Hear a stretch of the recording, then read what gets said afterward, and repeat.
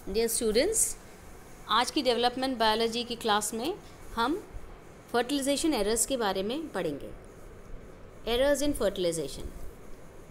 Errors in fertilisation topic ये कहता है कि नॉर्मल फर्टिलाइजेशन में एक मेल प्रोन्यूक्लियस एक फीमेल प्रोन्यूक्लियस को फर्टिलाइज करता है और एक जाइगोट बनता है।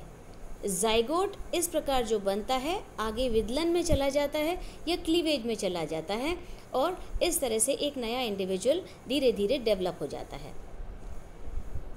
इस प्रोसेस ऑफ फर्टिलाइजेशन के अंदर कुछ ऐसे इवेंट्स हो जाते हैं जिसके द्वारा फर्टिलाइजेशन कामयाब नहीं हो पाता, तब हम इसे एरर्स इन फर्टिलाइजेशन कहते हैं, जिनके कारण बहुत सारे हो सकते हैं। कुछ कारणों को आज हम स्टडी करते हैं। इनमें से जो पहला कारण है वो oocyte जब प्रॉपरली फर्टिलाइज नहीं होती।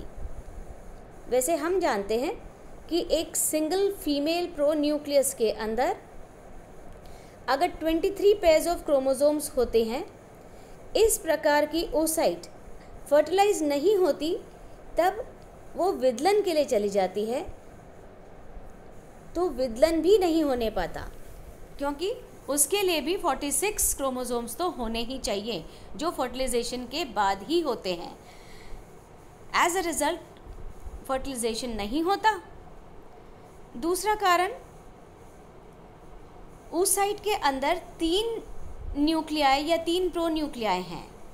नाउ इस प्रकार की जो oocyte है, इसमें 46 क्रोमोसोम्स की जगह 69 क्रोमोसोम्स हो जाते हैं। अगेन, क्योंकि ये एक unwanted number of chromosome effect है, तो जो आगे विदलन होएगा वो प्रॉपरली नहीं हो पाएगा, क्योंकि फर्टिलाइजेशन भी इम्प्रॉपर हो गया, क्योंकि यहाँ पे oocyte जो 2 स्पर्म द्वारा फर्टिलाइज हो गई है, अब इसमें एरर आ जाता है और doubling of chromosomes has already taken place, तो क्लीवेज एरर्स भी आ ही जाते हैं। As a result fertilisation nullify हो जाता है।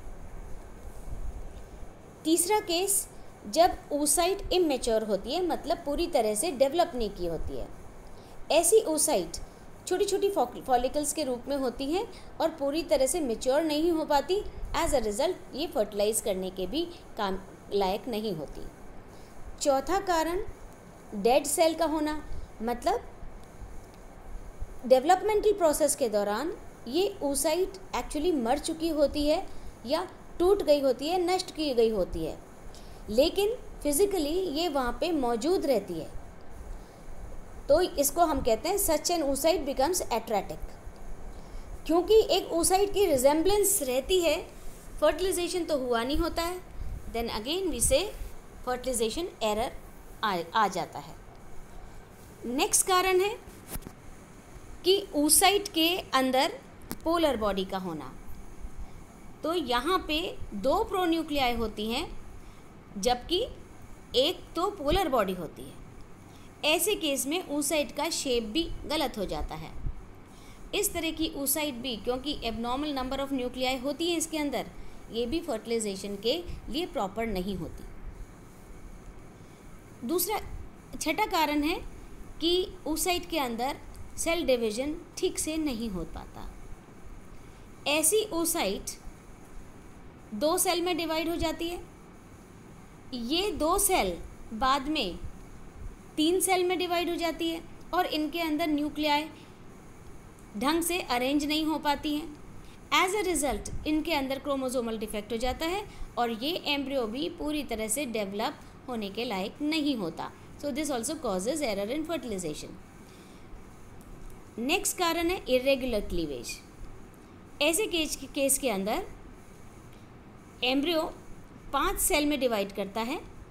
ये सभी सेल्स अलग अलग साइजेस की होती हैं और जब ये 2 सेल से 5 सेल में आ रहा होता है, तब इनके एबनॉर्मल डिवीजन के फलस्वरूप न्यूक्लियाई का डिस्ट्रीब्यूशन बहुत अलग हो जाता है। As a result again fertilisation failure हो जाता है और इस तरह एरर्स इन फर्टिलाइजेशन आ जाते हैं।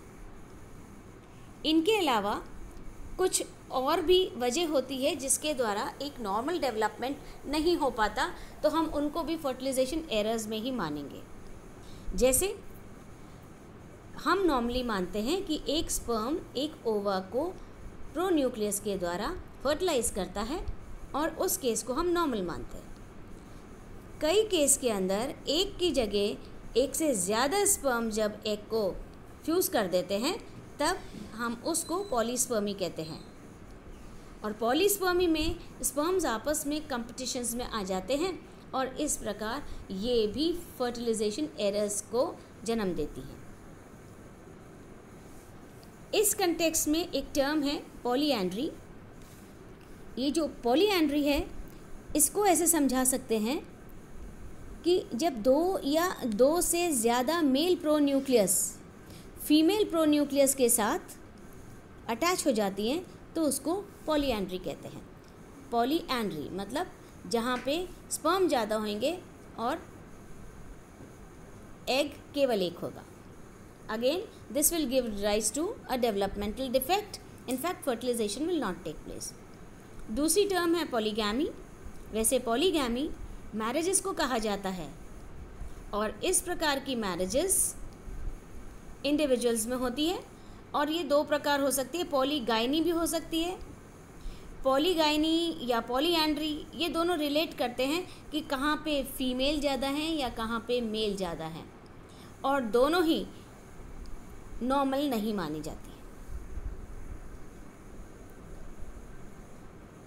पॉलीगाइनी एक ऐसी सिचुएशन है जहाँ पर एक से अधिक फीमेल प्रोन्यूक्लियस एक मेल न्यूक्लियस के साथ अटैच हो जाते हैं, तब उसको पॉलीगाइनी कहते हैं।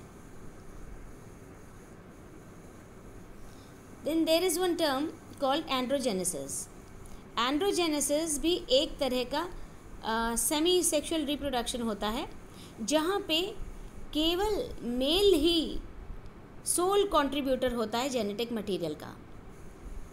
तो मेल और फीमेल गैमीट मिलते ज़रूर हैं, लेकिन किसी कारण केवल मेल गैमीट का न्यूक्लियस ही काम देता है फर्टिलाइजेशन में, फीमेल गैमीट तो अपना कंट्रीब्यूशन दे ही नहीं पाती।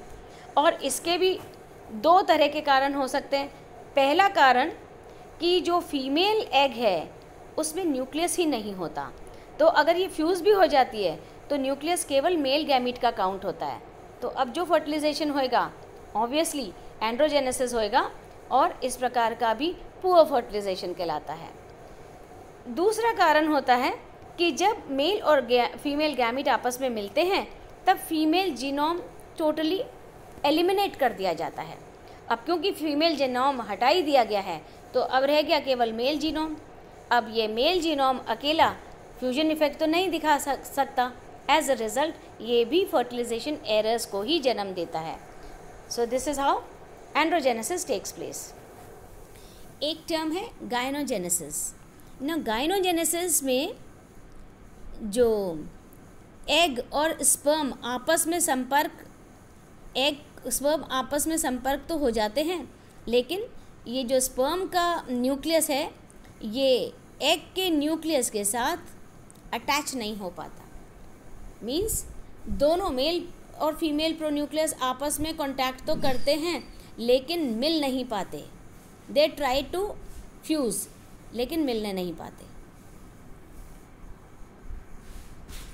सो all these conditions overall give rise to fertilisation defects. As a result fertilisation पूरा नहीं हो पाता। Thank you.